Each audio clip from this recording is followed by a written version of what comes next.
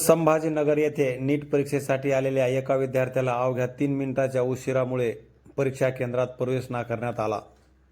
तुझं गाव कोणचं आहे? वंजरवाडी। वंजरवाडी तालुका कोणचा आहे? एक मिनिट भैया, एक मिनिट भैया, संभाजीनगर जिल्हा।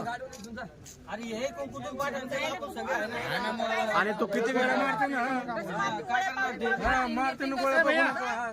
तुझं डिटेल सांग भैया, तुझं नाव ऍड्रेस सांग पूर्ण। ए पोरा, तुझं पूर्ण नाव वगैरे सर्व सांग।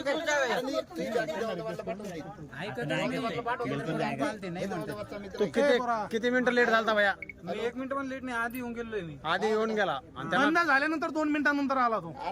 तुझं काय राहिलं होतं का? 1:32-33 ला आला तो। फोटो राहिला तर फोटो आणायला गेला होता।